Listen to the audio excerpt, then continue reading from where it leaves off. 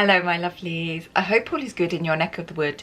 In today's sewing project I am sharing my birthday suit with you. No, not that kind of birthday suit. What do you take me for?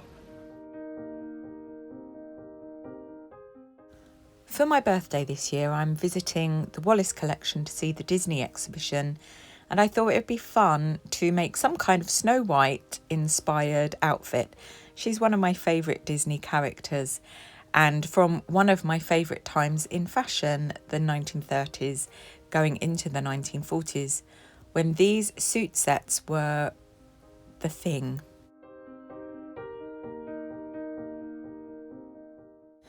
I love the idea of a dress with a matching jacket, and the bodice of this from an Instagram account I follow reminds me of my Lana dress.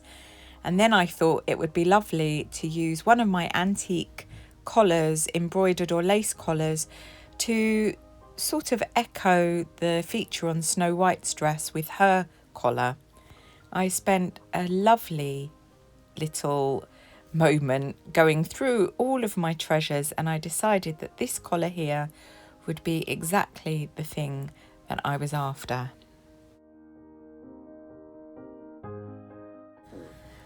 As always, I doodled some ideas in my sketchbook and put together these fabrics. I have my collar, and then I got some silk just left over from a bridal commission, and this cotton from Minerva, which is my favourite colour of arsenic green, and I thought the white blossoms on it with the black and arsenic and then the silk would be lovely, even though these fabrics are not similar in characteristics, so it's a bit of an experiment and it might not really work. I'm using my Lana dress as the pattern and want to get more gather in this, like that Instagram dress I showed at the beginning. So I basically cut up the middle of it and put a extension piece in, although I have the funny feeling that this might be a little bit too much of an extension. I first of all pinned the silk, so the bodice of my Lana dress, and cut that out, and I decided to use the sleeves from my 1939 shirt dress because I just love the shoulder poofle on that one.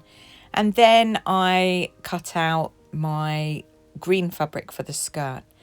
First thing is to sew the facing onto the back bodice of the silk, which is just a little bias cut panel that I sew on. I use a ready-to-wear production method, so I basically pin absolutely everything that I can and then very happily sit at Bertha and sew to my heart's content, listening to all the gulls outside singing. Not to me. Some people don't really like the sound that gulls make, but I find it rather beautiful, and I imagine that they are singing to me. Snow White had her cute little bluebirds, and I've got my crazy gulls. I'm going to use shirring to create the gathers on the bodice, so I wind the bobbin, hand wind it quite loosely, and then I'm going to make the effort to do as fine a shirring as possible.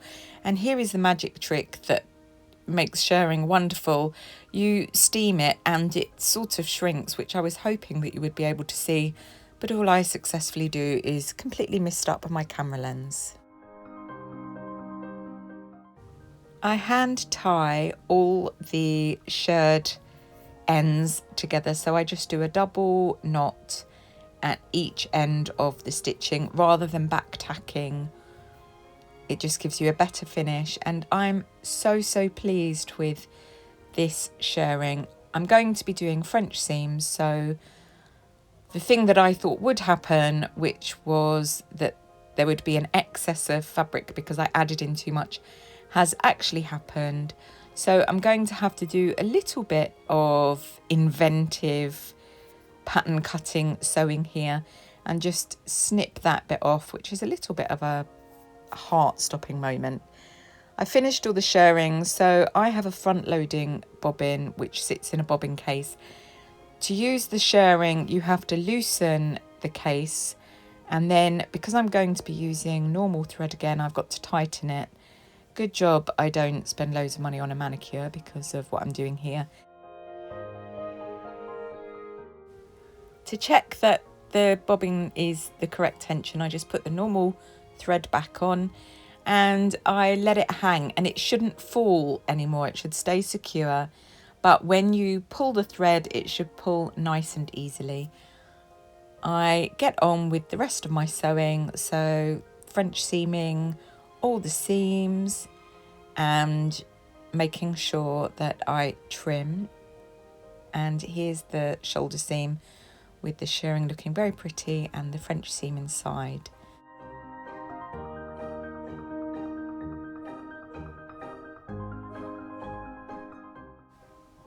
I've set in the sleeves and I'm very pleased with the shoulder poofle on this one, and all the insides are French seamed as well. And now it's time to put the skirt onto the bodice. So I'm overlocking the skirt sections because it's a cotton, and here it's pinned in, and I'm going to sew this and then overlock this seam. And this is where I've got to, and I really am liking the look of this on Mildred. I've got to put a zip in, but I'd run out of normal zips, so I'm going to have to use an invisible zip, which I'm not incredibly fond of, but I'm really over the moon with the shirring and the sleeves. I've said it several times now. I hope you don't mind too much.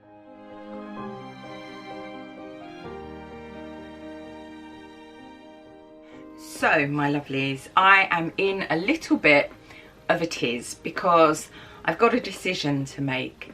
Now, it doesn't matter where you are on your sewing journey, just goes to show that you can have an off day, an off week, an off month. Let's hope it's just not an off season or an off year. But I was so excited about this make, and when I put it on, I just knew that it was not right. It didn't feel right. I didn't feel great in it. And that ultimately is the reason why I make my clothes, is so that I do feel great in them. I can't tell you the number of times that I try on things in shops that look great if I've seen them in a magazine, or they look great, they're lovely fabric or whatever, and then you put them on and you just feel Humpty Dumpty in them.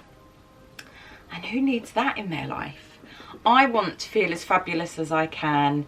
I want to express the me that I feel that I am in the way that I want to express myself. And this dress was meant to feel fresh and zingy and princessy and special because it's my birthday dress / suit.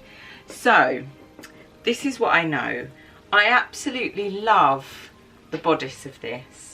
I'm really pleased with the shirring that I did, and I did it very delicately in a very fine way so that it looks really pretty, and love the fabric. I love the print. So this is what I'm thinking, and let me know if you agree.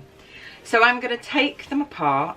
I'm not going to finish the dress because I know that if I finish it, I'm just not going to feel great in it, and I want to feel really good when I'm wandering around the Wallace collection at the Disney exhibition for my birthday. It's such a big treat for me, and I want to feel the most amazing that I can.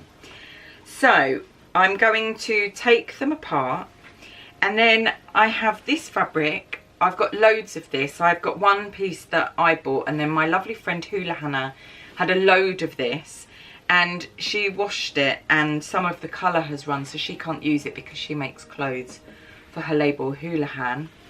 And so I've got tons of it, and it's still that sort of vintagey, late 30s, early 40s. It's still sort of quite Snow White, quite princessy, and it looks really nice with the bodice as it is already.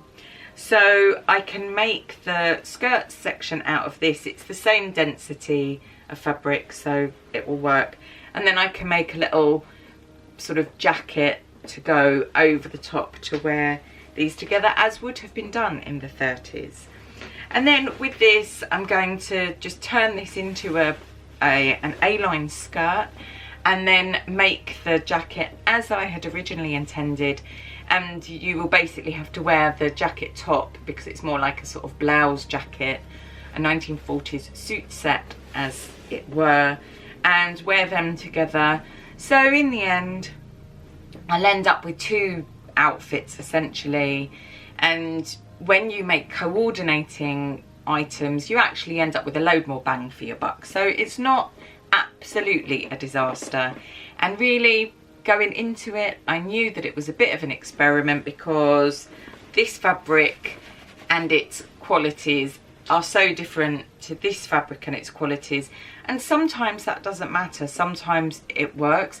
And actually it looked lovely on Mildred, it looked lovely on the hanger, but I don't feel like it looked nice on me, and more than that I didn't feel right in it. I'm leaving this particular sewing project and this Thursday's video on a bit of a cliffhanger, which I hope you won't mind, but you will be able to see what I do and what happens to my Snow White Disney inspired birthday suit dress. It's not the catchiest title I've ever come up with. There will be a video in a few weeks time where I am in London in my birthday suit, actually clothes, not actual birthday suit, must make that very clear. And you can check in then and see what happened and what I did. I hope you've enjoyed this, not really the most successful sewing project I've ever done, but I hope that you have enjoyed it, and I hope that you're looking forward to seeing